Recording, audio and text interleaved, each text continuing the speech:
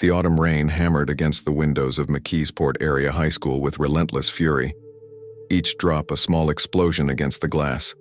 Inside, 14-year-old Tanya Koch sat in the back row of her algebra class, staring blankly at equations that might as well have been written in ancient hieroglyphics. Her mind was elsewhere, trapped in the war zone that her home had become. "Miss Koch, are you with us?"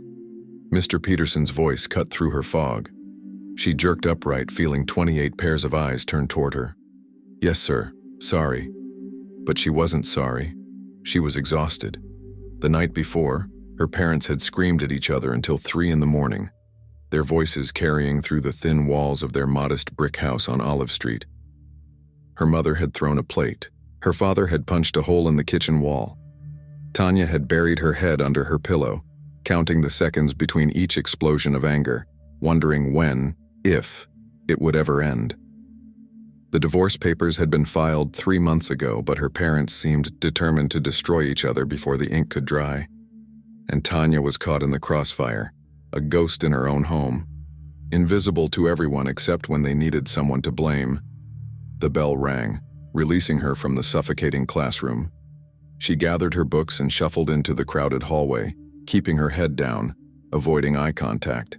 The other kids laughed and joked, planning weekend trips to the mall or movies. Their problems seemed so small, so manageable. They had no idea what real pain looked like. "Hey Tanya, you okay?" She looked up to find Thomas Hose standing beside her locker. He was a security guard at the school, mid-40s, with graying hair and kind eyes that seemed to actually see her. In a building full of people who looked right through her, Tom noticed when she was hurting. "Yeah, I'm fine," she lied, fumbling with her combination lock. "You don't look fine." His voice was gentle, concerned. "Your parents still fighting?" Tanya felt tears prick her eyes. She'd mentioned the divorce to him a few weeks ago during one of their conversations in the hallway. Unlike the guidance counselors who spoke in rehearsed platitudes, Tom actually listened. He remembered details. He cared. "It's getting worse," she whispered. "Last night was bad." Tom glanced around the hallway, then leaned closer. "Listen, if you ever need to talk, really talk, I'm here. Sometimes it helps to have someone who understands what you're going through. I've been through a divorce myself. I know how much it hurts." Something in his voice resonated with her pain. Here was an adult who didn't judge her, who didn't tell her everything would be okay with empty promises. He understood that sometimes things weren't okay, and that was enough. "Thanks, Tom," she managed, wiping her eyes quickly. "I mean it, Tanya. Anytime." He patted her shoulder in what felt like a fatherly gesture. "You're a good kid. You don't deserve what you're going through." Those words stayed with her throughout the day, a small lifeline in an ocean of chaos. By the time the final bell rang, the rain had intensified into a full storm. Thunder rumbled across the October sky as students rushed to buses and cars, eager to escape into their normal, functional homes. Tanya walked slowly, letting the rain soak through her jacket. She didn't want to go home. Home wasn't safe anymore. It was a battlefield where she was always collateral damage. She found herself wandering toward the football field behind the school, where the bleachers offered some shelter from the downpour.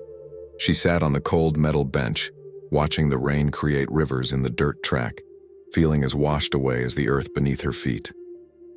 "Thought I might find you here." She jumped. Tom stood at the base of the bleachers, rain dripping from his security uniform. He climbed up and sat beside her, not too close, respecting her space. "How'd you know?" she asked. "I've been doing this job for 8 years. I know when a kid needs space to think." He stared out at the rain-soaked field. "Your mom called the office. She's going to be late picking you up. Some kind of lawyer meeting." "Of course." Another meeting with attorneys racking up bills they couldn't afford, fighting over possessions neither of them really wanted. It was always about winning, never about healing. "I don't want to go home," Tanya said quietly. The admission felt dangerous, like exposing a wound to infection. "I understand." Tom's voice was soft, sympathetic, what you're going through. It's not fair.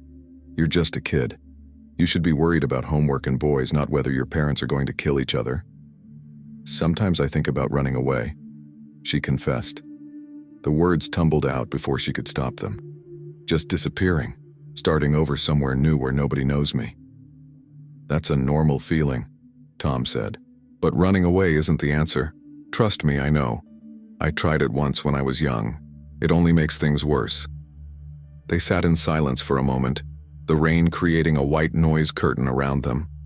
Tanya felt something shift inside her, a desperate need for someone to care, someone to offer her an escape from the nightmare her life had become. What if there was another way? Tom said suddenly. What if you didn't have to run away, but you also didn't have to stay in that toxic situation?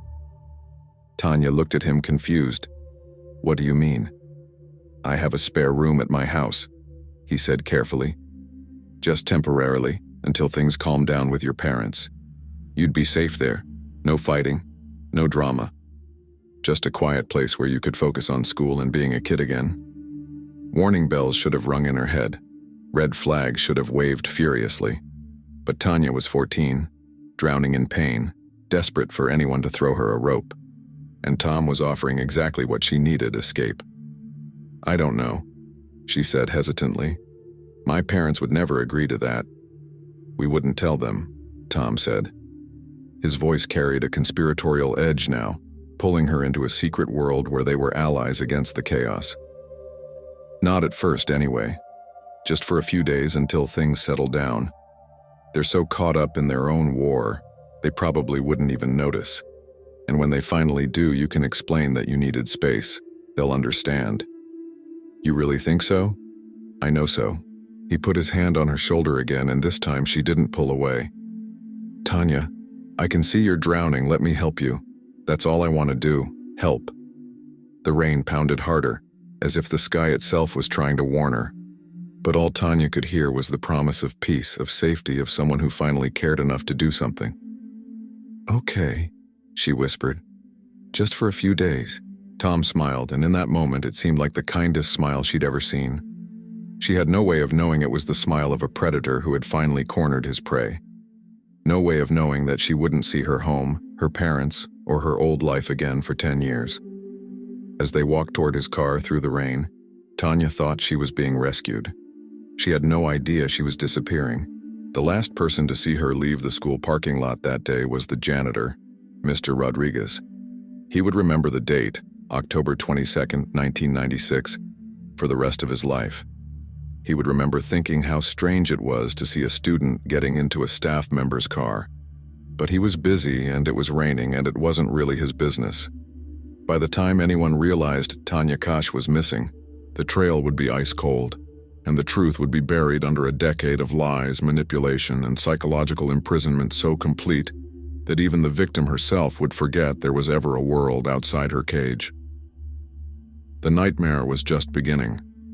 The house on Columbia Avenue looked ordinary from the outside. A modest two-story structure with faded blue siding and overgrown hedges that hadn't been trimmed in years. Neighbors rarely paid attention to it. Tom Hose kept to himself, worked his security job at the high school, and caused no trouble. In a working-class neighborhood where everyone minded their own business, that was enough to remain invisible. Tanya stepped inside carrying only her backpack, still wet from the rain. The interior was dim, curtains drawn tight against the fading October daylight. The air smelled stale, like a space that hadn't been properly ventilated in months. Newspapers and magazines cluttered every surface, and a layer of dust covered the furniture. Sorry about the mess, Tom said, locking the door behind them. Tanya heard the deadbolt slide into place with a metallic click that seemed louder than it should have been. I wasn't expecting company. It's fine, she said quietly, suddenly feeling the weight of what she'd done. She'd left with a man without telling anyone where she was going. Her parents would be furious. But then again, would they even notice? They were so consumed with destroying each other that she'd become a footnote in their war. The spare room is upstairs, Tom said, gesturing toward a narrow staircase. Second door on the right. Why don't you get settled while I make us some dinner? Tanya climbed the stairs, each step creaking under her weight. The hallway was even darker than the living room, with only a single dim bulb providing light. She found the room and pushed open the door. It was small and bare, a twin bed with a thin mattress, a dresser with chipped paint, and a window covered by thick curtains. But it was quiet. No screaming, no breaking dishes, no suffocating tension that made it impossible to breathe. She sat on the bed and pulled out her phone. 3 missed calls from her mother. Part of her wanted to call back to explain where she was, to somehow make everything okay. But what would she say? That she'd run away with a security guard from her school? That would only create more problems. Tom had said just a few days. She could handle a few days. Then she'd go home. And maybe by then her parents would have figured things out. Maybe they'd even realize how their fighting had driven her away. "Tanya, dinner's ready." Tom's voice echoed up the stairs. She descended to find a small table set with 2 plates of spaghetti. It was simple food, nothing special, but Tom had made an effort. He'd even lit a candle in the center of the table. "I know it's not fancy," he said with an apologetic smile. "Bachelor cooking, you know, but it's hot and filling." They ate in awkward silence at first. Tanya kept glancing at her phone, watching the missed calls pile up. 7 now. Her mother was definitely worried. Or angry. Probably both. "You should turn that off," Tom said gently, nodding toward the phone. "Just for tonight. Give yourself a break from all the stress. Tomorrow we can figure out how to handle your parents." It made sense. She was exhausted from the emotional roller coaster of the past few months. One night of peace wouldn't hurt anyone. She powered down the phone and set it on the table. "There," Tom said, smiling. "Now you can relax. No more drama, no more fighting. Just us, having a normal dinner like normal people." But even as he said it, something felt off. The way he watched her across the table, intense, possessive, like she was something he owned rather than someone he was helping. She pushed the feeling away. She was being paranoid. Tom had been nothing but kind to her. After dinner, Tom suggested they watch television. They settled on the worn couch and he put on an old movie. Tanya found herself drifting, the exhaustion of the day finally catching up with her. Her eyes grew heavy. "You can sleep here on the couch if you want," Tom said softly. "I'll get you a blanket." She meant to protest, to say she'd go upstairs to the spare room, but sleep pulled her under before she could form the words. The last thing she remembered was Tom covering her with a blanket that smelled like mothballs and old fabric softener. When she woke, pale morning light filtered through the heavy curtains. Her neck ached from sleeping at an awkward angle on the couch. She sat up, disoriented, trying to remember where she was. Then it all came flooding back. The rain, the decision, Tom's house. Her phone. Where was her phone? She found it on the coffee table where she'd left it. When she powered it on, her stomach dropped. 23 missed calls, 15 voicemails, dozens of text messages.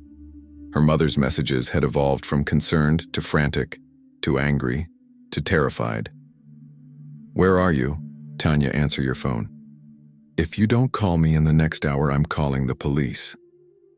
The last message was time-stamped at 2 in the morning. "Please, baby, just let me know you're alive. I'm sorry about everything. Please come home." Guilt crashed over her like a wave. Whatever problems existed between her and her mother, she'd never meant to make her think something terrible had happened. She needed to call, to explain, to... Morning. Tom stood in the doorway holding 2 mugs of coffee. His expression was calm, but there was something hard in his eyes. "I heard you moving around." "Tom, I need to call my mom. She's freaking out." "I'm sure she is," he said, setting the mugs on the table. "But think about what you're going to say. If you call her now, she'll demand you come home immediately. The fighting will start again. Nothing will have changed. Is that really what you want?" Tanya hesitated. He was right. Going home now would solve nothing. But her mother's last message, the desperation in it, made her chest ache. "What if I just text her? Let her know I'm safe? And when she asks where you are, what will you tell her?" Tom sat beside her on the couch, close enough that she could smell his morning breath. "Tanya, I know this is hard, but you made a decision to take control of your life, to remove yourself from a toxic situation. That takes courage. Don't let guilt pull you back into the chaos." "But she's scared. She thinks something bad happened to me." "Because she's a bad mother who's too caught up in her own drama to see what she's doing to you." Tom's voice had an edge now, sharp and cutting. "She doesn't deserve your consideration, not after what she's put you through." Tanya flinched at the harshness of his words. Yes, her mother had problems, but she wasn't a bad person. She was just lost. They all were. "I still need to tell her I'm okay," Tanya said quietly but firmly. Tom's jaw tightened. For a moment, something ugly flashed across his face. Anger, frustration, control slipping. Then he smoothed it away, replacing it with the concerned, caring mask she'd grown used to. "Okay," he said slowly. "But let's think this through carefully. We don't want to say anything that might get us both in trouble. After all, I'm an adult and you're a minor. If your mother finds out you're staying here, she could cause problems for me at work. I could lose my job. Is that what you want?" Fear replaced guilt. She hadn't thought about the consequences for Tom.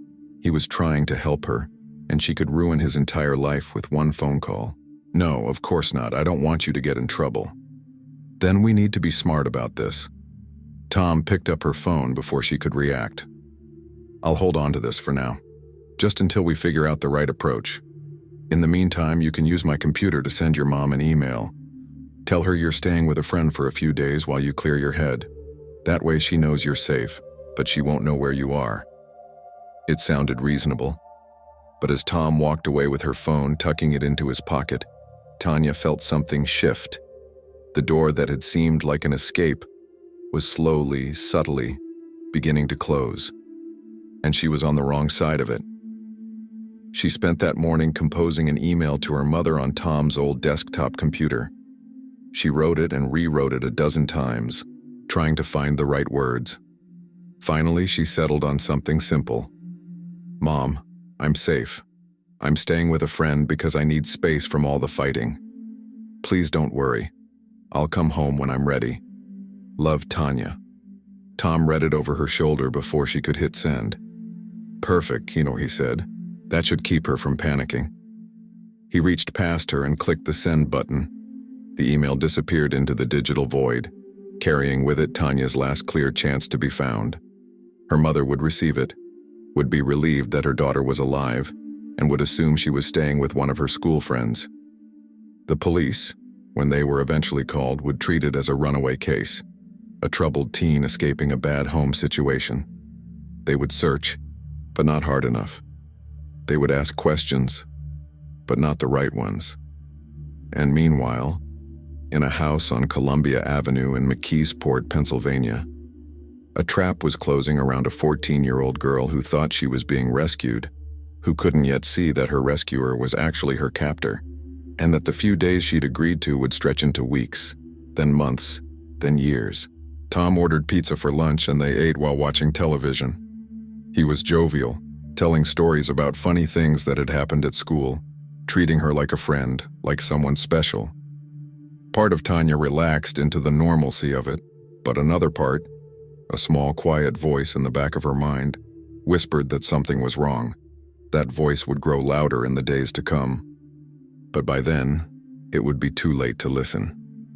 The first week passed in a strange blur of routine and restriction. Tanya woke each morning in the small upstairs bedroom, ate meals that Tom prepared, and spent her days watching television or reading old magazines. She kept asking about going back to school, about calling her mother, about the plan to eventually go home. Tom always had a reason why it wasn't the right time yet. "Your mother filed a missing persons report," he told her on day 5, his face grave with concern. "I saw it at work. The police are looking for you. If you surface now, they'll ask questions. They might think I kidnapped you. We need to wait until things calm down." The word kidnapped hit her like a physical blow. "But you didn't kidnap me. I came here willingly." "I know that, and you know that," Tom said patiently. "But will the police believe it? Will your mother? I'm a 48-year-old man and you're 14. How do you think that looks?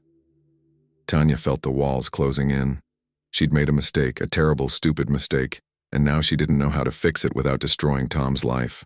He'd been trying to help her and she'd put him in an impossible position. What do we do? She whispered.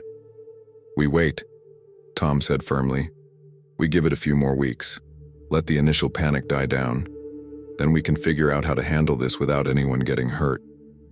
A few more weeks turned into a month, then 2 months. Halloween came and went, visible only through the crack in the curtains where Tanya watched neighborhood children trick-or-treating. Thanksgiving arrived, and Tom made a small turkey dinner that they ate in silence.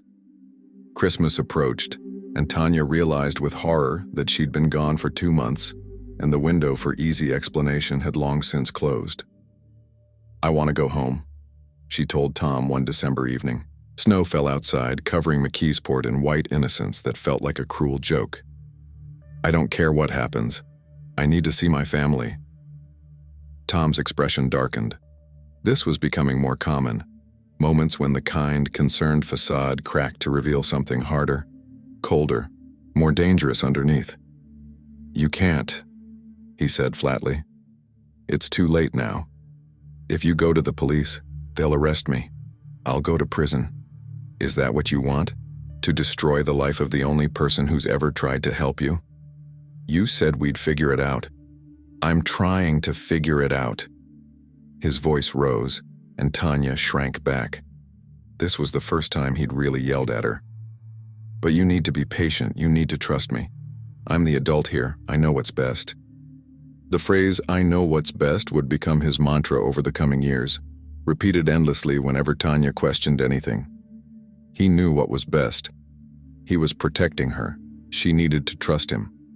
By January 1997, 3 months after her disappearance, a new reality had settled over the house on Columbia Avenue. Tanya no longer asked about going home. The guilt and fear had been so thoroughly woven into her psyche that she'd begun to believe Tom's version of events, that she'd made a choice that couldn't be undone, that returning now would only cause pain for everyone, that staying hidden was somehow noble rather than tragic. Tom began laying down rules. She couldn't answer the door when someone knocked. She had to hide in the upstairs closet if he had visitors. She couldn't look out the windows during the day when neighbors might see her. She had to be silent when he was on the phone. It's for your own protection, he explained. If anyone finds out you're here, it's over for both of us. But the rules became more than protective. They became controlling. Tom decided what she ate, what she wore, what she watched on television. He controlled access to the bathroom, to food, to any contact with the outside world. Her phone had disappeared completely, along with her backpack and any identification that proved who she was. One February afternoon, Tom brought home a box of hair dye. We need to change your appearance, he said, just in case. He dyed her brown hair blonde, then cut it short in a style she'd never worn. When she looked in the mirror, she barely recognized herself. That was the point. Tanya Koch was disappearing, being erased one piece at a time, replaced by whoever Tom needed her to be. From now on, if anyone asks, your name is Nikki, he told her. You're 19 and you're my girlfriend. Can you remember that? Girlfriend, the word made her stomach turn. She was 14, still a child, regardless of what Tom wanted to pretend. It's just a cover story, he said quickly, seeing her discomfort. To explain why you're living here. No one will question it if they think we're dating. But it wasn't just a cover story, and Tanya was beginning to understand that. The way Tom looked at her had changed over the months. What had started as seemingly paternal concern had shifted into something possessive, something wrong. He'd begun touching her shoulder more often, sitting closer to her on the couch, making comments about how pretty she looked. She tried to maintain boundaries to keep their relationship as something like guardian and ward, but Tom was slowly, methodically breaking down those walls. He controlled everything, her food, her movement, her identity. Resistance seemed impossible when she had nowhere to go and no one to help her. By spring 1997, 6 months after her disappearance, The massive search for Tanya Koch had dwindled to almost nothing. Her face appeared occasionally on local news segments about missing children, but the story had lost its urgency. Police had investigated Tom Hose. He was the last school employee to see her that day, but he'd passed their scrutiny. He had no criminal record, seemed genuinely concerned about the missing student, and had no obvious connection to her disappearance beyond being a caring adult who'd noticed she was struggling. The prevailing theory was that Tanya had run away, possibly to another state. Her parents' bitter divorce provided motive. Teenage runaways often turned up eventually, living on the streets of distant cities or staying with friends. The case remained open, but active investigation had essentially stopped. Inside the house on Columbia Avenue, Tanya marked time by small changes in her prison. Tom brought her books from the library, carefully selected to keep her occupied. He bought her clothes from thrift stores, adult clothes in sizes too big for her teenage frame, reinforcing the fiction that she was 19-year-old Nikki rather than 14-year-old Tanya. She learned the rhythms of captivity. Wake when Tom woke, eat what Tom provided, hide when someone knocked, stay silent, stay invisible, stay alive. One warm May evening, Tom came home with news that made Tanya's blood run cold. "I ran into your mother at the grocery store," he said casually, setting down bags of food. "She looked terrible.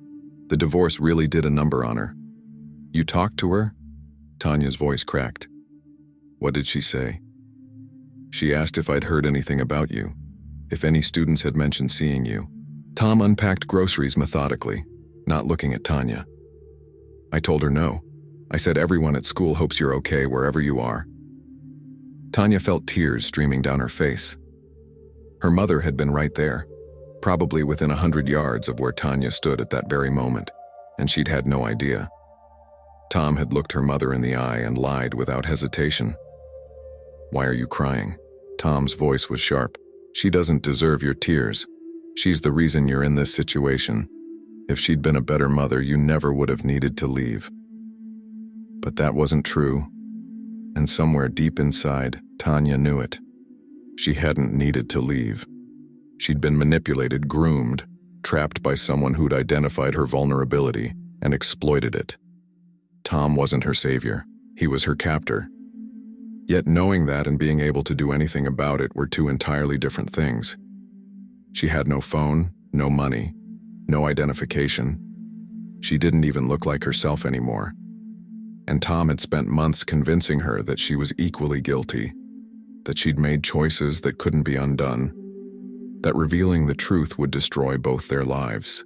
The psychological chains were stronger than any physical lock could ever be. As summer arrived and the one-year anniversary of her disappearance approached, Tanya had moments of clarity where she understood the full horror of her situation. But those moments were brief, quickly drowned by the daily routine of survival, by Tom's manipulation, by the sheer impossibility of escape. She'd stopped thinking of herself as Tanya Koch, missing teenager from McKeesport. She'd become Nikki, the quiet young woman who lived with Tom Hose and never left the house, who had no past and seemingly no future. In the outside world, her family mourned. Her mother attended support groups for parents of missing children. Her father, consumed by guilt over the divorce, spent hours driving around Pennsylvania searching for any sign of his daughter. Friends from school slowly forgot what she looked like, their memories fading as new classes came and new dramas replaced old ones. And in a house that looked ordinary from the outside, a crime continued day after day, hidden in plain sight, a secret buried so deep that even the victim had begun to believe the lies her captor told. The first year of captivity was complete. 9 more would follow, each one building on the last, each one making freedom seem more impossible, until the idea of rescue became as distant and unreal as the girl Tanya had once been. But seeds of eventual salvation were being planted, though no one knew it yet.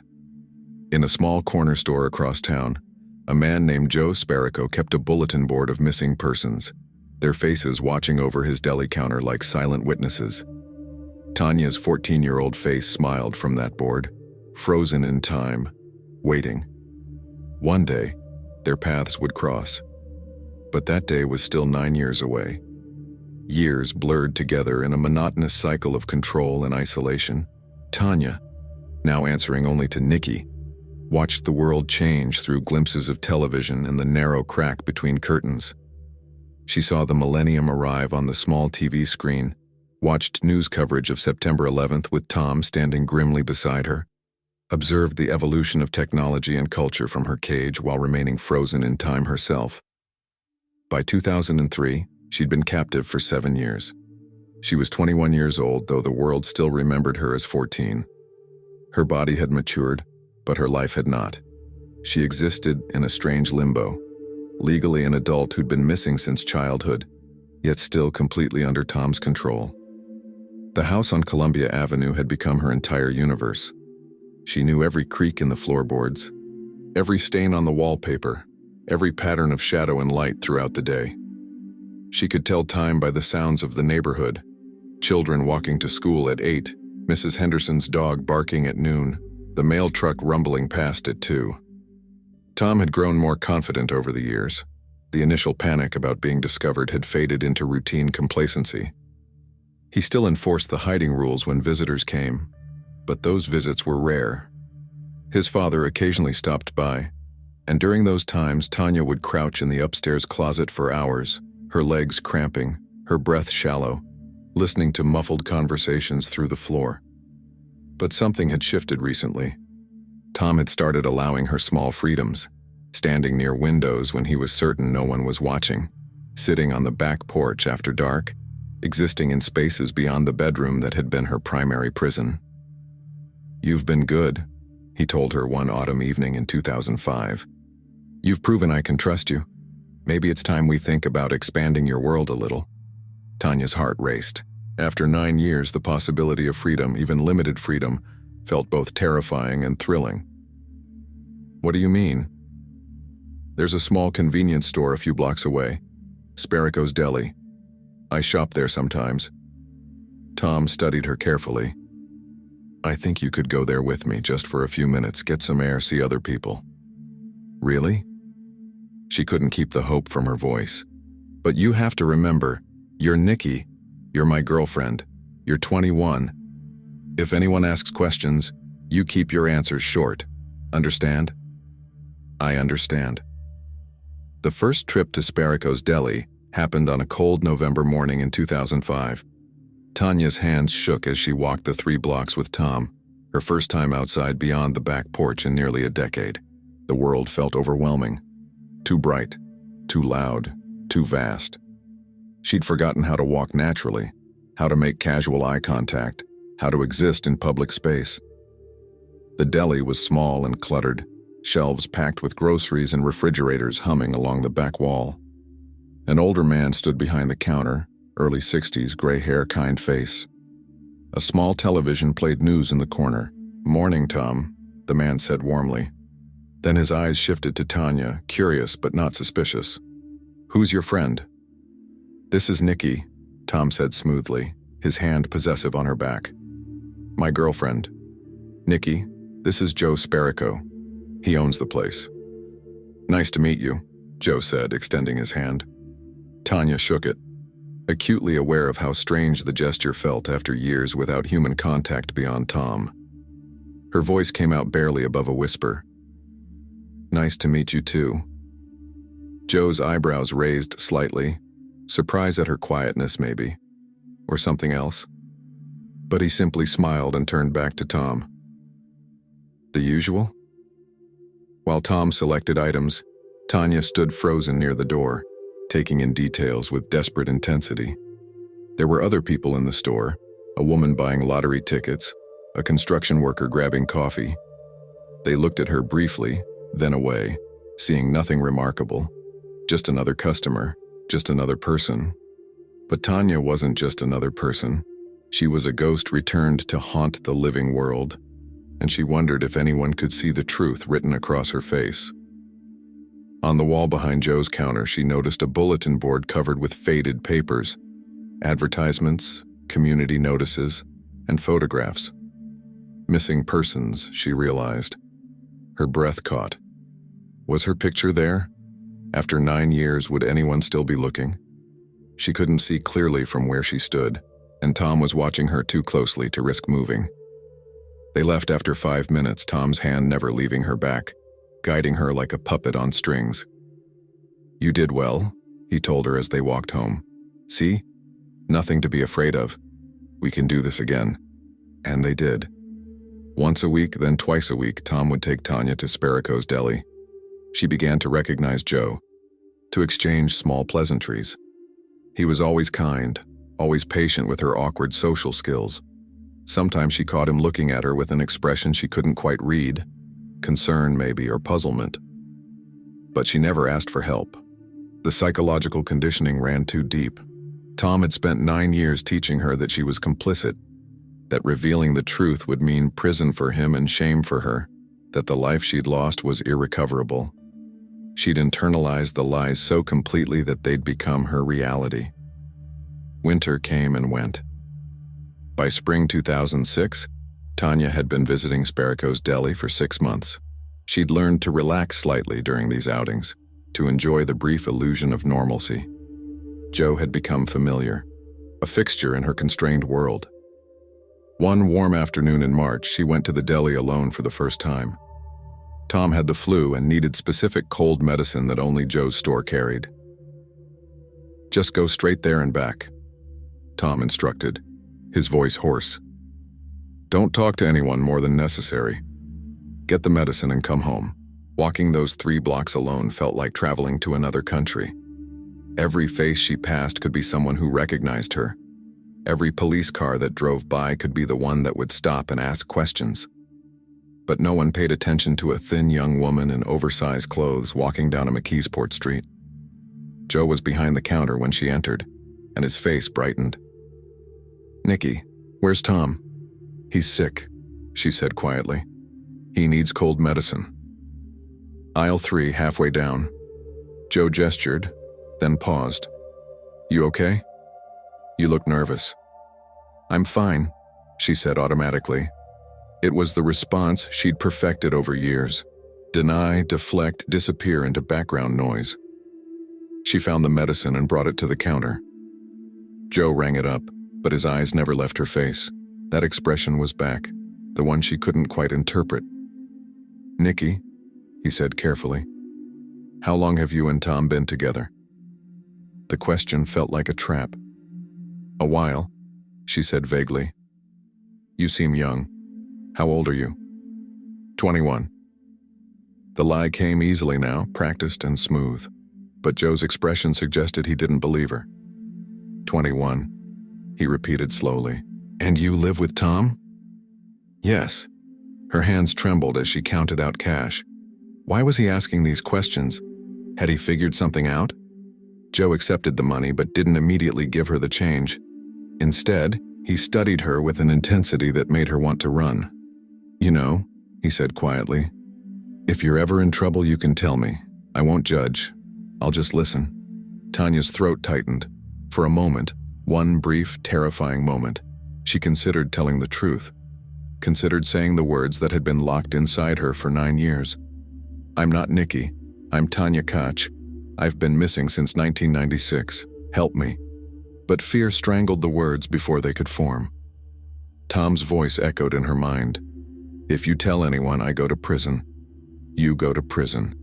Everyone you love will be ashamed of you." "I'm not in trouble," she whispered. "Everything's fine." Joe handed her the change, but his eyes held hers for a long moment. "Okay," he said finally, "but the offer stands. Anytime." Tanya fled the store, her heart hammering. She walked quickly back to the house, her mind racing. Joe suspected something. How much did he know? Would he call the police? When she told Tom about the conversation, his face darkened with rage. "What did you tell him?" "Nothing. I swear I didn't say anything. He's asking too many questions." Tom paced the living room, agitated. Maybe we shouldn't go back there for a while. But avoiding the deli would look suspicious, and Tom knew it. So they continued their visits, and Joe continued to watch Tanya with that same concerned, searching expression. What Tanya didn't know was that Joe Sparaco had been watching his bulletin board of missing persons for over a decade. He knew those faces intimately, had memorized their features, their ages, their stories. And something about the quiet young woman Tom called Nikki had been nagging at him for months. The shape of her face, the way she carried herself, hunched and fearful, the obvious age difference between her and Tom, the sadness in her eyes that no 21-year-old should carry. One evening after they'd left his store, Joe walked to his bulletin board and studied the faces. His eyes landed on a photograph near the bottom, faded now, 11 years old. A smiling 14-year-old girl with brown hair and braces. Tanya Koch, missing since October 1996. Joe lifted the photo and held it under better light. The hair was different.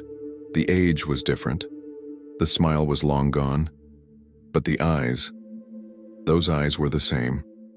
His hands shook as the realization crystallized. Nikki wasn't Nikki. She was Tanya. And Tom Hose had been hiding her for over a decade. Joe didn't call the police immediately. He was a cautious man, and accusing someone falsely of such a crime would be devastating. He needed to be certain. He needed proof. So he started paying closer attention during their visits. He noticed how Tom never let Tanya wander far from his side, how she flinched when Tom touched her, how her voice dropped to almost nothing when answering questions, how she never bought anything without Tom's approval, never spoke without checking his reaction first. These were not the behaviors of a girlfriend.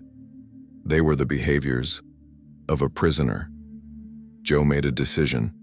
The next time she came in alone, he would ask her directly. He would create an opportunity for her to tell the truth if she could find the courage. That opportunity came sooner than expected. On a Tuesday afternoon in late March 2006, Tanya entered the deli alone again. Tom had sent her for bread and milk. Joe was ready. The afternoon sun filtered through the deli's front windows, casting long shadows across the worn linoleum floor. Tanya entered with her usual hesitant steps, eyes downcast, shoulders hunched inward as if trying to make herself invisible. The store was empty except for Joe behind the counter. He'd planned for this, had been watching the timing of her visits, noting when she came alone, when the store was likely to be quiet. This was his moment, and he knew it might be his only chance. "Nikki," he said gently as she gathered items from the shelves, "can I ask you something?" She froze, her hand hovering over a loaf of bread. That familiar fear flickered across her face. "What? How long have you lived in McKeesport?" "A while." The practiced vagueness, the rehearsed deflection. Joe stepped out from behind the counter, moving slowly so as not to startle her. "The thing is, I've lived here my whole life, 63 years. I know most families in this area, at least by sight, but I don't remember seeing you around until recently. Where did you grow up?" Tanya's breathing quickened. She set down the bread, her hands trembling. We moved here, from out of state." "Which state?" "I don't remember." The lie was so transparent it hurt to hear. Joe took a careful breath, knowing he was about to cross a line that couldn't be uncrossed. He reached into his pocket and pulled out the photograph he'd removed from his bulletin board. 14-year-old Tanya Koch, smiling in her school picture, frozen forever in 1996. "Do you know this girl?" he asked quietly. Tanya's eyes locked onto the photograph. All color drained from her face. Her mouth opened, but no sound emerged. She looked like someone who'd seen a ghost, and in a way she had. She was staring at herself, at the person she used to be, at the life that had been stolen from her. "Her name is Tanya Koch," Joe continued, his voice gentle but firm. "She disappeared from McKeesport Area High School in October 1996. She was 14 years old. Nobody's seen her since." Tears spilled down Tanya's cheeks. She tried to speak, but the words caught in her throat, trapped by a decade of fear and conditioning. "Nikki," Joe said softly, "I don't think that's really your name, is it?" The dam broke. 10 years of silence, of lies, of suffocating terror came flooding out in gasping sobs. Tanya collapsed against the nearest shelf, her legs unable to support her weight anymore.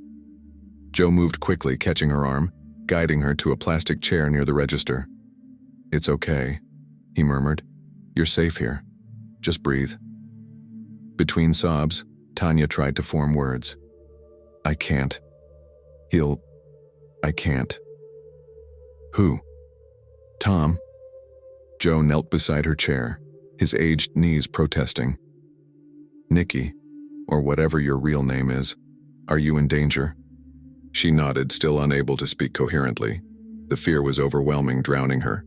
Tom's warnings echoed in her mind. If you tell anyone, everything falls apart. Prison, shame, destruction. But looking at that photograph, at her own young, innocent face, something cracked inside her. That girl in the picture deserved justice. That girl's family deserved to know the truth, and the woman she'd become deserved freedom. "I'm Tanya," she whispered so quietly Joe almost missed it.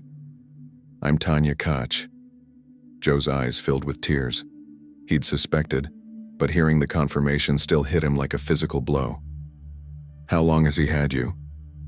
"Since 1996, since I was 14. The words tumbled out now, desperate and broken. "He was a security guard at my school.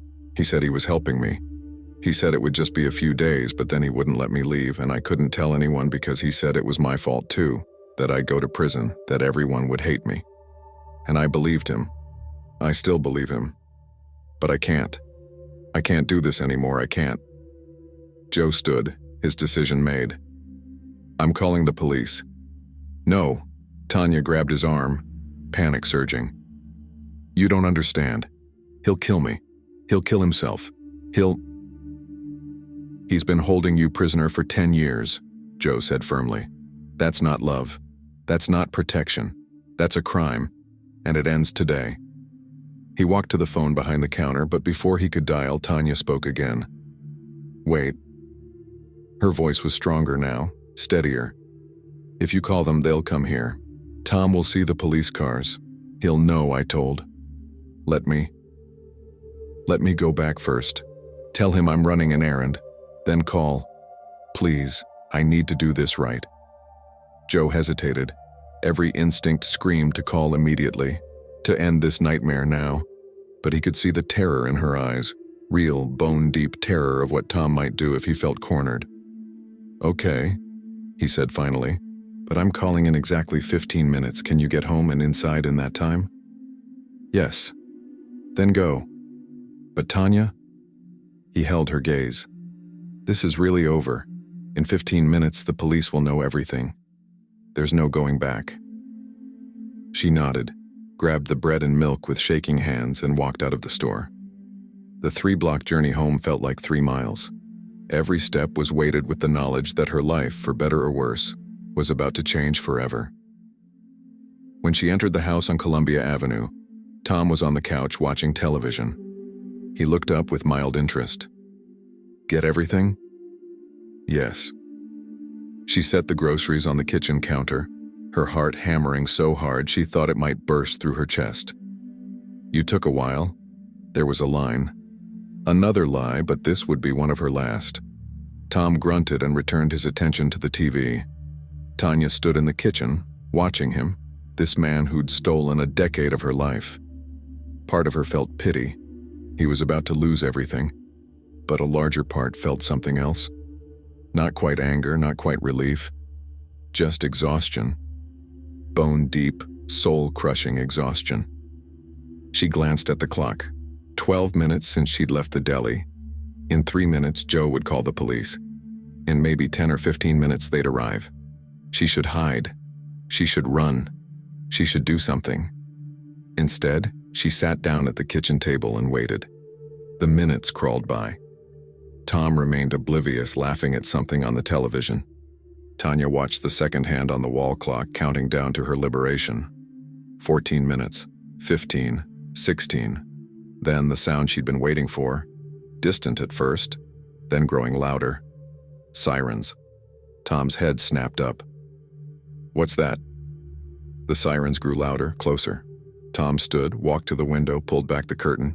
2 police cars were pulling up outside the house. His face went white. "What did you do?" I told the truth, Tanya said quietly. I told them who I am. For a moment, Tom looked like he might lunge at her, might try to silence her one final time. But the pounding on the front door stopped him. Police! Open up! Tom turned to Tanya, and in his eyes she saw desperation, rage, and something that might have been genuine devastation. You've ruined everything, he whispered. No, she replied, her voice steady for the first time in 10 years. You did, a long time ago. The pounding intensified. We're coming in. Tom walked to the door in a daze and opened it. 4 officers rushed in, weapons drawn, shouting commands. 2 grabbed Tom, forcing him to the ground, handcuffing him while reading his rights. The other 2 swept through the house, searching. One officer, a woman in her 30s with kind eyes, approached Tanya carefully. Are you Tanya Kosh? After a decade of being Nikki, of being no one, of being Tom's prisoner, Tanya reclaimed her name. Yes, I'm Tanya Koch. The officer's expression crumpled with relief and anguish. We've been looking for you for a very long time. You're safe now. You're really safe. But Tanya didn't feel safe. She felt exposed, terrified, overwhelmed. The walls that had imprisoned her had also protected her from a world she no longer understood. Freedom was terrifying in ways captivity had never been. From the floor, Tom was shouting. She came willingly, she wanted to stay. This is all a misunderstanding. Sir, you need to stop talking, one of the officers said firmly. An ambulance arrived. Paramedics checked Tanya's vital signs, asked questions she couldn't quite process. More police arrived. A detective, a tall man with gray hair and a weathered face, pulled up a chair beside her. Tanya, my name is Detective William Morrison. I know this is overwhelming, but I need to ask you some questions. Can you do that? She nodded. How long were you in this house? 10 years, since October 1996. And Thomas Hose prevented you from leaving? Yes. Did he physically restrain you? Lock doors? Sometimes, but mostly. He made me believe I couldn't leave, that it was my fault, that I'd be in trouble too. Morrison's jaw tightened. Tanya, you were 14 when this started. You were a child. None of this is your fault. Do you understand that? She wanted to believe him, but Tom's voice was still in her head, would be in her head for years to come, insisting that she was guilty, that she'd made choices, that she deserved this. I don't know, she admitted. We're going to help you figure it out, Morrison said gently. But first we need to get you to the hospital, get you checked out, and then... He paused, emotion crossing his face. Then we need to call your family. They never stopped looking for you. Tanya's breath caught. Her family. Her mother, who'd been at that grocery store years ago, so close yet impossibly far. Her father, who she hadn't seen since she was 14. Did they still remember her? Would they still love her? As paramedics helped her to her feet, Tanya took one last look at the house that had been her prison. Tom was being led out in handcuffs, still protesting, still insisting this was somehow a misunderstanding. Their eyes met for a brief moment, and Tanya saw the future reflected there. Trials, testimonies, years of psychological recovery that might never fully heal the damage done, but she also saw something else. An ending. This chapter of her life, this decade of horror, was finally closing. The next chapter, whatever it held, would be written by her choices, not his control. They led her out into the afternoon sunlight, and Tanya Kosh took her first steps as a free woman in 10 years. The nightmare was over. The healing could begin. The hospital room was too bright, too clean, too open. After a decade in dimly lit rooms with drawn curtains, the fluorescent lights felt like an assault. Tanya sat on the examination table, a female officer stationed outside the door, while doctors ran tests and asked questions in voices that tried too hard to be gentle. Any physical pain? A doctor asked, her face professionally neutral but eyes betraying her horror at what she was documenting. No, Tanya said. The truth was more complicated. She ached everywhere and nowhere. Her body a map of small traumas that had become so normalized, she no longer recognized them as pain. News of her rescue spread through McKeesport like wildfire. By evening, the hospital parking lot was flooded with media vans, reporters shouting questions at anyone entering or exiting. The missing girl from 1996 had been found alive, hidden in plain sight for a decade. It was the kind of story that captured national attention. Horrifying, incomprehensible, and yet somehow tragically all too real. Detective Morrison returned to her room around 7 o'clock. "Tanya, your family is here. Your mother, your father, your brother. They're waiting in a private room. Are you ready to see them?" Was she ready? How could anyone be ready for this? She was 24 years old, but the last time she'd seen her family, she'd been 14. They'd aged 10 years. She'd aged a lifetime. "Yes," she whispered. Morrison led her down a quiet hallway, away from the chaos of the main waiting area. He stopped at a door marked Family Conference Room and turned to her. "Take your time in there," he said softly. "There's no rush. We can wait as long as you need." He opened the door. The first thing Tanya saw was her mother. Judy Koch stood frozen near the window, a woman in her mid-50s whose face showed every minute of the 10 years she'd spent searching for her daughter. Gray streaked her dark hair. Deep lines framed her eyes and mouth. But when she saw Tanya, those eyes filled with a light that transcended all the pain. "Tanya?"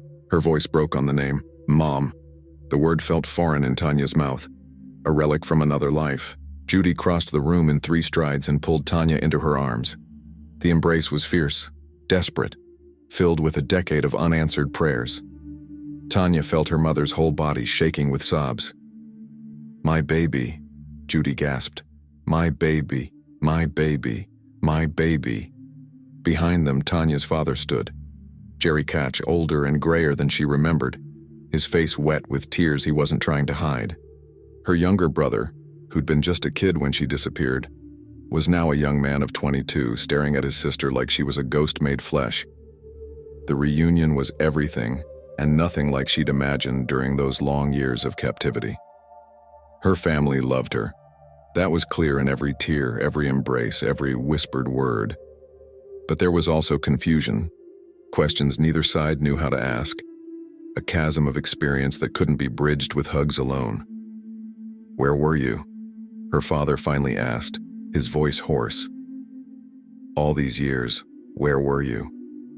"Here," Tanya said quietly. "In McKeesport, 3 blocks from where I disappeared." The revelation hit them like a physical blow.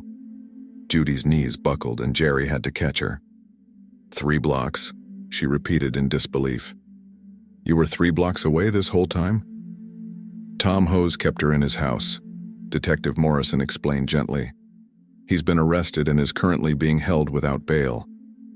"Tom Hose?" Jerry's face darkened with recognition. "The security guard? The one we talked to during the investigation?" "Yes, sir." Jerry's hands clenched into fists. "I looked that man in the eye. He helped put up missing posters. He told us he hoped we'd find her safe." His voice rose. "And she was in his house the entire time?" "Dad," Tanya said softly. And he stopped, turned to her, all the rage draining into helpless grief. "I'm sorry," he whispered. "I'm so sorry we didn't find you. I'm sorry we stopped looking in the right places. I'm sorry for everything." "It's not your fault," Tanya said, though the words felt hollow. Whose fault was it? Tom's, certainly. But hadn't she walked into his car willingly that rainy October day? Hadn't she stayed, at least at first, of her own accord? The psychology of her captivity was too complex to explain even to herself. They talked for hours in that small room. Tanya tried to explain what had happened, though she couldn't find words for the full horror of it. How do you tell your family that you were psychologically broken down so completely that you forgot how to want freedom? That you'd seen your mother at a grocery store and said nothing? That you'd passed missing person posters with your own face and felt only numbness? "Why didn't you run?" her brother asked, not accusingly, but genuinely trying to understand. "When he let you go to the store, why didn't you run?" "I don't know," Tanya admitted. "He made me believe that I couldn't, that I was guilty too, that everything would be worse if I told the truth. And after so many years, I just believed it. I forgot that I deserved to be free." Judy held her daughter's hand, squeezing tight, as if physical contact could somehow undo the lost decade. "You're free now," she said firmly, "and we're never letting you go again." But even as she said it, both women knew it wasn't that simple. Tanya couldn't just slot back into a family she'd left 10 years ago. She was different now, damaged, changed, a stranger wearing her daughter's face. The road ahead would be long and painful, full of therapy, legal proceedings, and the slow, agonizing work of rebuilding a life from ashes. Over the next few days, the story exploded across national media. Tanya's 14-year-old school photo appeared on every news channel, paired with footage of Tom Hose being led into court in handcuffs. The charges were staggering: kidnapping, unlawful restraint, involuntary deviate sexual intercourse, statutory sexual assault, and corruption of minors. Tom pleaded not guilty, his lawyer arguing that Tanya had been a willing participant, that she'd stayed of her own free will. The defense tried to paint her as a troubled teenager who'd run away and then, years later, regretted her decision. But the evidence painted a different picture. Investigators found documentation in Tom's house: journals, photographs, records of the decade-long captivity. They interviewed neighbors who'd occasionally seen Nikki, but never questioned the relationship. They talked to Joe Sparico, who'd kept Tanya's missing person photo on his wall for 10 years, waiting for the day he'd recognize her. The trial began in October 2007, 18 months after Tanya's rescue. She had to testify, had to sit in a courtroom and recount every detail of her captivity while Tom sat feet away, staring at her with that same possessive expression she'd seen for 10 years. "He told me I was special," she testified, her voice steady despite the trembling in her hands. "He said he was the only one who understood me, who cared about me. And when I was 14 and my parents were destroying each other, I believed him. I trusted him, and he used that trust to trap me." The prosecution presented evidence of manipulation, of psychological abuse, of a predator who'd groomed a vulnerable child and then held her prisoner for a decade. Character witnesses described Tom as controlling, isolated, with a history of inappropriate attention to young female students. The defense tried to argue that Tanya had opportunities to escape and didn't take them. But expert witnesses explained Stockholm Syndrome, trauma bonding, and the complex psychology of long-term captivity. They explained how a captor doesn't need physical chains when psychological ones are so much stronger. After 3 weeks of testimony, the jury deliberated for just 4 hours. They found Thomas Hose guilty on all counts. At sentencing, the judge, a stern woman in her 60s, looked directly at Tom before speaking. "Mr. Hose, you took a child who trusted you and destroyed her life. You stole her adolescence, her education, her freedom, and very nearly her sanity. You showed no remorse, no recognition of the magnitude of your crimes. This court sentences you to 5 to 15 years in state prison. 5 to 15 years, for 10 years of captivity." The sentence seemed impossibly light, but the judge explained that plea negotiations and sentencing guidelines limited her options. It was better than nothing, but it felt like injustice nonetheless. Tanya didn't react visibly to the sentence. She'd learned over the past year not to show emotion, to keep everything locked inside where it was safe. But that night, alone in her mother's house, she couldn't think of it as home yet. She finally let herself cry. Not tears of relief or joy, but of grief for the girl she'd been, the life she'd lost, the decade that could never be reclaimed. The media eventually moved on to other stories. Tanya's face faded from news broadcasts, replaced by new tragedies, new scandals. She was grateful for the anonymity, even as she struggled with the isolation it brought. Rebuilding her life was harder than she'd imagined. She had no high school diploma, no work experience, no social skills beyond what she'd developed as a prisoner. She enrolled in GED classes, worked with therapists 3 times a week, and tried to navigate a world that had moved on without her. Technology had evolved. Social media existed, Cell phones did things she couldn't comprehend. Fashion had changed. Music had changed. Everything had changed, and she was a relic from 1996 trying to survive in 2008. But slowly, painfully, she made progress. She earned her GED. She got a part-time job at a local library where the quiet suited her and people asked few questions. She made friends. Carefully, slowly, learning to trust again in increments. She wrote a book about her experience, not for fame or money, but because the therapist said writing could be healing. The book sold modestly, and she used the proceeds to fund a scholarship for at-risk youth, kids who might be vulnerable to predators like Tom. Years passed. Tom served his sentence and was released in 2022, 15 years after Tanya's rescue.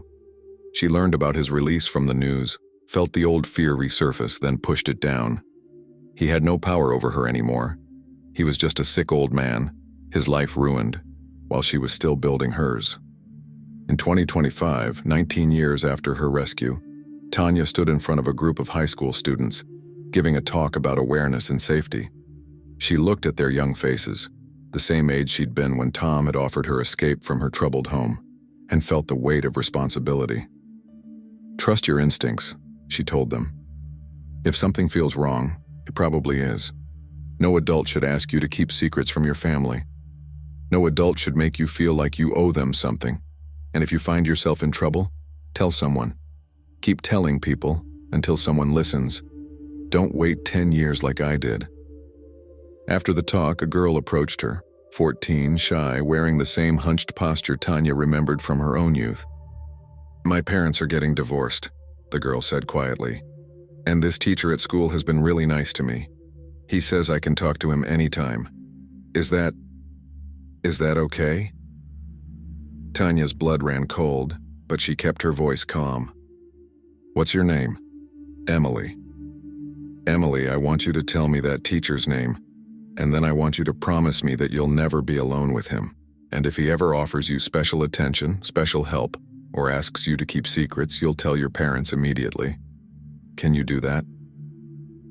Emily nodded, understanding something in Tanya's tone that transcended words. They talked for 20 minutes, and Tanya made sure Emily had her phone number, the number for the school counselor, and the number for a crisis hotline. As Emily walked away, Tanya felt something unexpected: purpose. Her lost decade hadn't been meaningless if it could save even one person from the same fate. Tom had stolen her adolescence, but he hadn't stolen her future. She'd built that herself, piece by painful piece, and she'd keep building it for as long as she lived. The girl who disappeared in 1996 was gone forever. But the woman who'd survived, who'd escaped, who'd rebuilt her life from ruins, that woman was strong in ways the girl had never imagined. And that strength, hard-won and battle-scarred, was something no one could ever take away. Tanya Koch's story didn't have a Hollywood ending. There was no complete healing, no magical moment when everything became okay. But there was survival. There was resilience. There was the quiet victory of waking up each morning and choosing to live, really live in freedom. And sometimes that was enough.